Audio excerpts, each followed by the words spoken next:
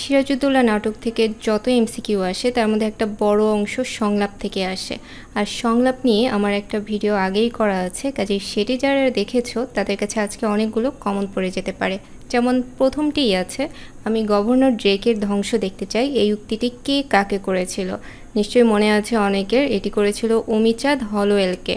Holwell ছিল east India কোম্পানির doctor, আর তাকে অমিচাঁদ বলেছিল সে রজার ড্রেকের ধ্বংস দেখতে চায়।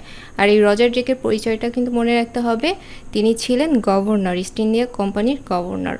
পরে আছে 1957 সালের কোন তারিখে পলাশির যুদ্ধ সংঘটিত হয়? খুবই সহজ একটি প্রশ্ন। 23 জুন পলাশির যুদ্ধ সংঘটিত হয় 1957 সালের। যত বড় মুখ নয় তত বড় কথা। সিরাজউদ্দৌলা নাটকে এই সংলাপটি কার? সংলাপটি ছিল প্লেটনের। সে ওয়ালি খানকে বলেছিল যত বড় মুখ নয় তত বড় কথা। এরপর আছে দৌলত আমার কাছে ভগবানের দাদা মশাইয়ের চেয়েও বড়। কার কাছে, বা এই উক্তিটি কার? উক্তিটি ছিল অমিচাঁদের। আর এই বাক্যের পরেই সে আরেকটি বাক্য বলে যে আমি দৌলতের পূজারী। দুইটি বাক্য সে একসাথেই বলে, আর এই দুইটি বাক্যই পরীক্ষায় অনেকবার এসেছে, অবশ্যই আলাদা আলাদাভাবে। যাই হোক, তোমাদের মনে রাখতে হবে আমি দৌলতের পূজারী বা দৌলত আমার কাছে ভগবানের দাদামশাইয়ের চেয়েও বড়, এই দুটি বাক্য বলেছিল অমিচাঁদ। কোম্পানির প্রতিনিধিকে? নবাব সিরাজউদ্দৌলার দরবারে ইস্ট ইন্ডিয়া কোম্পানির একজন প্রতিনিধি ছিলেন যার নাম হচ্ছে ওয়ার্স। আচ্ছা, তোমাদের কি মনে আছে ফ্রেঞ্চ কোম্পানির প্রতিনিধি কে ছিল? ফ্রেঞ্চ কোম্পানির প্রতিনিধি ছিল সাফ্রে। নবাব সিরাজউদ্দৌলার নিজেকে অপরাধী মনে করার অন্তর্নিহিত কারণ কি? দ্বিতীয় অঙ্কের প্রথম দৃশ্যে একটা আলোচনা আছে। নবাব সিরাজউদ্দৌলা, রাজবল্লভ, জগৎ শেঠ সবার সাথে কথা বলছিলেন এবং তিনি বলছিলেন যে আমি আজ অপরাধী এবং আপনারা বিচারক। তো কেন তিনি নিজেকে অপরাধী মনে করেছিলেন? কারণ তিনি মনে করতেন তিনি প্রজাদের সুখ স্বাচ্ছন্দ্যের বিধান নিশ্চিত করতে পারেননি। আসলে তিনি তো তার পক্ষ থেকে যতটা করার ততটা করছেনই, কিন্তু সমস্যা হচ্ছে ইস্ট ইন্ডিয়া কোম্পানি যখন অত্যাচার করছিল ওই প্রজাদের উপরে, এবং তখন নবাবের মনে হচ্ছে যে প্রজারা যে অশান্তিতে আছে এটার দায় অনেকটা তার উপরও বর্তায়। সিরাজউদ্দৌলা নাটকের অঙ্ক সংখ্যা আর দৃশ্য সংখ্যা খুবই সহজ প্রশ্ন। 4টি অঙ্ক আছে আর 4টি অঙ্কে মোট 12টি দৃশ্য রয়েছে। পলাশির যুদ্ধে যে বাঙালিদের পরাজয় হয়েছিল তার কারণ তো অবশ্যই ষড়যন্ত্র, কিন্তু নবাব সিরাজউদ্দৌলার চারিত্র্যের একটি দিক তার এই পরাজয়ের কারণ বলে অনেক সমালোচক মনে করে থাকেন। তো তোমাদের কি মনে হচ্ছে এখানকার কোন বৈশিষ্ট্যটি নবাব সিরাজউদ্দৌলার পরাজয়ের কারণ হতে পারে, যেটি তার নিজের দুর্বলতা ছিল? উত্তরটি হচ্ছে অদূরদর্শিতা। অদূরদর্শিতা কিভাবে? কারণ তিনি জানতেন যে কেউ কেউ তার বিরুদ্ধে ষড়যন্ত্র করছে, কিন্তু এই ষড়যন্ত্রটা কোন পর্যায়ে পৌঁছাতে পারে সেই বিষয়ে তার খুব একটা ভালো প্রস্তুতি ছিল না, এবং তাদের উপরেই তিনি যুদ্ধের ভারটা অনেকখানি দিয়ে রেখেছিলেন। তো এ কারণেই বলা হয় যে তার চরিত্রের অদূরদর্শিতা ছিল। তার বয়স অনেক কম ছিল এবং সে কারণেই তিনি কিছুটা অপরিণত ছিলেন। তো এই অদূরদর্শিতা বা অপরিপক্কতা এইগুলোই হচ্ছে তার চরিত্রের বিশেষ বৈশিষ্ট্য, যেগুলো তার পরাজয়ের জন্য দায়ী। সিরাজউদ্দৌলার প্রধান প্রতিবন্ধকতা কী ছিল, অর্থাৎ এই যে পলাশির যুদ্ধে তার পরাজয়ের প্রধান কারণ কি? এখানে কিন্তু সিরাজউদ্দৌলার বৈশিষ্ট্যের কথা বলা হয়নি। তার পরাজয়ের প্রধান কারণটা হচ্ছে প্রাসাদ ষড়যন্ত্র। ইংরেজদের বা ফরাসিদের ষড়যন্ত্র কিন্তু নয়। আর ইংরেজদের কাছে পরাজিত হলেও ইংরেজদের ষড়যন্ত্রের চেয়ে প্রাসাদের ভিতরে যে ষড়যন্ত্র চলছিল তার কারণেই তার পরাজয়টা হয়েছে। ঘুষ খেয়ে খেয়ে ঘুষ কথাটির অর্থই বদলে গেছে আপনার কাছে। উক্তিটি কার সম্পর্কে করা হয়েছে? Roger Drake. অর্থাৎ রজার ড্রেক এত ঘুষ খেয়েছিল কৃষ্ণবল্লভের কাছ থেকে যে সেই প্রসঙ্গে মার্টিন হ্যারি তারা বলেছিল ঘুষ খেয়ে খেয়ে ঘুষ কথাটির অর্থই বদলে গেছে আপনার কাছে। সিরাজউদ্দৌলা নাটকের প্রথম অঙ্কে প্রথম দৃশ্যটি স্থান কোনটি? ফোর্ট উইলিয়াম দুর্গ। ব্রিটিশ সিংহ ভয়ে লেজ গুটিয়ে নিলেন, এ বড় লজ্জার কথা। এই উক্তিটি কার? উক্তিটি ছিল অমিচাঁদের। আর একটা প্রশ্ন অনেকবার আসে যে এই উক্তিটিতে কি প্রকাশ পেয়েছে? উত্তর হচ্ছে বিদ্রুপ প্রকাশ পেয়েছে, অর্থাৎ অমিচাঁদ ব্রিটিশ শক্তির প্রতি বিদ্রুপ করে কটাক্ষ করে এই উক্তিটি করেছিল। ফরাসিরা ডাকাত আর ইংরেজরা অতিশয় সজ্জন ব্যক্তি কেমন? উক্তিটি কার? উক্তিটি হচ্ছে সিরাজের, নবাবের নিজের উক্তি এটি। আর তোমার অপরাধের জন্য নবাবের দণ্ডাজ্ঞা শোনাতে এসেছি। কোন নবাবের কথা বলা হয়েছে? উক্তিটি করেছিল মিরন, নবাব সিরাজউদ্দৌলা। আর এখানে যে নবাবের কথা মিরন বোঝাচ্ছে সেটি হচ্ছে নতুন নবাব মীর জাফর আলী খান, অর্থাৎ মীর জাফরকে বোঝানো হয়েছে। সিরাজকে কে হত্যা করেছিল? মোহাম্মদী বেগ হত্যা করেছিল, যদিও মূল ষড়যন্ত্র ছিল মিরন এবং ক্লাইভের মধ্যে, কিন্তু হত্যা করার কাজটি কিন্তু মোহাম্মদী বেগ করে। তোমার ক্ষমতা ধ্বংস হবে সিরাজ, এটি কার উক্তি? ঘসেটি বেগমের। আর ঘসেটি বেগমের আরেকটি উক্তি আছে যেটি পরীক্ষায় অনেকবার এসেছে, যে সিরাজের পতন কে না চায়। কাপুরুষ বাঙালির কাছে যুদ্ধ বন্ধ হবে না, কে বলেছে? ক্লেটন বলেছিল। আর শুধু ওই একটি পথেই আবার আমরা উভয়ের কাছাকাছি আসতে পারি। এ পথ কোনটি? পথটি হচ্ছে দেশ ও জনগণের কল্যাণ। আর এই উক্তিটি করেছিল নবাব সিরাজউদ্দৌলা মীর জাফরকে উদ্দেশ্য করে। পরীক্ষার জন্য সিরাজউদ্দৌলা নাটকের খুব গুরুত্বপূর্ণ একটা প্রসঙ্গ হচ্ছে নারায়ণ সিং বা রাইসুল জুহালা। অনেকভাবে এই চরিত্র থেকে প্রশ্ন হতে পারে, যেমন সিরাজউদ্দৌলা নাটকে কে ছদ্মনামে গুপ্তচর বৃত্তি করতেন? অপশনে নারায়ণ সিং বা রাইসুল জুহালা যেটিই থাকে সেটি দিবে। আবার প্রশ্ন হতে পারে নারায়ণ সিং কোন ছদ্মনামে গুপ্তচর বৃত্তি করতেন? সেক্ষেত্রে উত্তর হবে রাইসুল জুহালা। আবার এমনও প্রশ্ন হতে পারে যে রাইসুল জুহালার প্রকৃত নাম ছিল কি, অথবা রাইসুল জুহালা বা নারায়ণ সিং কার জন্য গুপ্তচর বৃত্তি করতেন?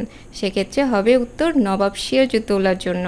আর সিরাজউদ্দৌলা নাটকটি বিষয় অনুসারে কোন প্রকৃতির নাটক? এটি কিন্তু ঐতিহাসিক নাটক, কারণ ইতিহাসের একটি বিষয়কে কেন্দ্র করে এই নাটকটি রচিত হয়েছে। আবার এটি কিন্তু ট্র্যাজেডিও বলা যায়, কারণ ট্র্যাজেডির যে সকল গুণ আছে, যে নায়কের পতন দেখানো যাবে, কষ্ট লাগবে দর্শকের, সকল গুণই এই নাটকের আছে। তবে ট্র্যাজেডির যে প্রধান দুইটি শাখা আছে, গ্রিক ট্র্যাজেডি এবং শেক্সপিয়রীয় ট্র্যাজেডি, এর কোনোটিই কিন্তু নাট্যকার মানেননি, বা সিরাজউদ্দৌলার পরিণতিতে এই দুইটির কোনোটিই লক্ষ্য করা যায় না। কারণ হচ্ছে সময়ের একটা প্রভাব ছিল। যে সময়ে নাট্যকার এই নাটকটি রচনা করছিলেন সেই সময়টি একটা উত্তাল আন্দোলনের সময় ছিল। ওই আন্দোলনের সময় তার নাটকের পরিণতিটা এমনভাবে দেখানো হয়েছে যে সিরাজউদ্দৌলার মৃত্যু যেভাবে হয়েছিল অনেকটা সেরকম অপরিবর্তিত রেখে বাঙালিদের মধ্যে স্বাধীনতার একটা প্রত্যাশা জাগিয়ে তোলার চেষ্টা করা হয়েছে। গ্রিক বা ট্র্যাজেডির যে ব্যাকরণ সেটা হুবহু মানতে গেলে বিষয়টা সেরকম হতো না। নাট্যকার একটা দায় বোধ করেছিলেন যে সময়ের যে দাবি সেটি এই নাটকে ফুটিয়ে তুলতে হবে। ড্রামা শব্দটি কোন ভাষা থেকে আগত? দেখে যদিও ইংরেজি শব্দ মনে হয়, এটি কিন্তু গ্রিক ভাষা থেকে আগত হয়েছে। আর নাটকের যথার্থ পরিবেশনা স্থল কোনটি? এই যে নাটক আমরা পড়ছি, আমাদের পাঠ্য বলেই হয়তো পড়ছি, কিন্তু এই নাটকের আসলে কোথায় পরিবেশনা হওয়ার কথা? অবশ্যই মঞ্চে। আমার ধারণা এটি তোমরা সবাই জানো। আর ইউরোপীয়রা ভারতে এসেছিল কেন? অর্থাৎ যে ব্রিটিশ শাসনে আমরা দীর্ঘ 2 বছর ছিলাম, তাদের শুরুটা আসলে কেন হয়েছিল? তারা কি আসলে শাসন করার জন্য এসেছিল? সেটি কিন্তু ঠিক নয়। মূলত ইউরোপীয়রা এসেছিল বাণিজ্য করার উদ্দেশ্যে। আর এই বাণিজ্য করার উদ্দেশ্যে তারা যে এসেছিল তারও একটা কারণ ছিল। সেই কারণটা কি? আমাদের এই দেশে যে সকল দ্রব্য উৎপাদিত হতো, বিশেষ করে মশলা, নীল বা লবণ, এই দ্রব্যগুলোর ইউরোপে ব্যাপক চাহিদা ছিল এবং তাদের ওখানে এই দ্রব্যগুলো উৎপাদনও হতো না তখন। এ কারণেই তারা ওই বিশেষ পণ্যগুলো উৎপাদন করতে বা ক্রয় করতে এই দেশে এসেছিল। নাটকের প্রথম দৃশ্যে একটা যুদ্ধের দৃশ্য দেখেছি আমরা, তো ওই যুদ্ধে পরাজিত হয়ে ইংরেজরা কোথায় আশ্রয় নিয়েছিল? এটি খুবই গুরুত্বপূর্ণ প্রশ্ন। নাটকের দ্বিতীয় দৃশ্যে আমরা সেটি দেখতে পেয়েছি যে ফোর্ট উইলিয়াম জাহাজে ইংরেজরা আশ্রয় নিয়েছিল। আর ইংরেজরা কোথায় গোপনে অস্ত্র আমদানি করেছিল? এই যে নবাব সিরাজউদ্দৌলা যে অভিযোগটা ইংরেজদের বিরুদ্ধে করেছিলেন যে তারা অস্ত্র আমদানি করেছিল, কোথায় অস্ত্র আমদানি করার কথা বলা হয়েছে? ইংরেজদের যে কাশিম বাজারে কুঠি ছিল সেখানে তারা অস্ত্র আমদানি করেছিল। রবার্ট ক্লাইভ কাকে সেরা বিশ্বাসঘাতক বলেছেন? উমিচাঁদকে রবার্ট ক্লাইভ সেরা বিশ্বাসঘাতক বলেছিলেন, কারণ উমিচাঁদ এমনই এক বিশ্বাসঘাতক, যখন যে পক্ষে টাকা বেশি পায় তখন সে পক্ষেই চলে যায়।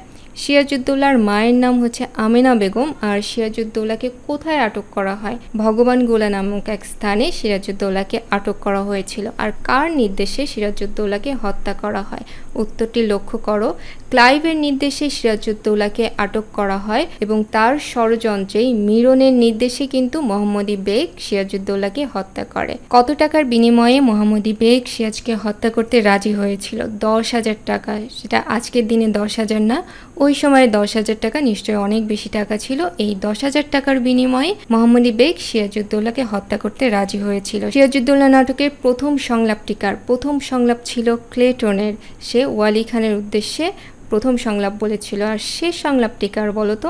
এটি তোমাদের বাড়ির কাজ। তোমরা আজকে নিজেরা বের করবে যে নাটকের শেষ সংলাপটি কার ছিল। পলাশীর যুদ্ধে ইংরেজদের সৈন্য এবং কামান সংখ্যা কত? এটি কিন্তু আলাদা করে প্রশ্ন আসতে পারে যে সৈন্য সংখ্যা কত। সৈন্য সংখ্যা ছিল 3000 এবং কামান সংখ্যা ছিল 8টি। যদিও নাটকে সিরাজউদ্দৌলা বলেছিল যে তাদের কামান আছে 10টির মতো, সেটা সিরাজউদ্দৌলা আনুমানিকভাবে বলেছিল। আর নাটকের আগে যে পাঠ পরিচিতি আছে সেখানে তোমরা দেখে নিতে পারো যে ইংরেজদের কামানের সংখ্যা সেখানে দেওয়া আছে 8টি ছিল। অন্যদিকে নবাবের সৈন্য এবং কামান সংখ্যা ছিল 50,000 এবং 53টি যথাক্রমে। অর্থাৎ নবাব বলেছিলেন যে তার কামান আছে 50টিরও বেশি, সেটির সঠিক সংখ্যাটি ছিল 53। সিকান্দার আবু জাফর কোন পত্রিকার সম্পাদনা করেন?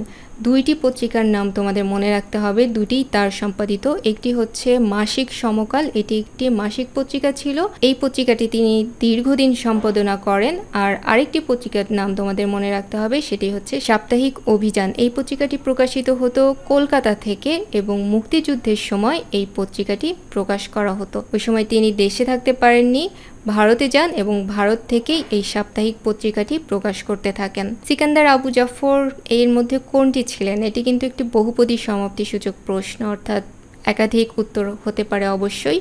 কবি, গীতিকার এবং নাট্যকার, আসলে তিনি তিনটিই ছিলেন।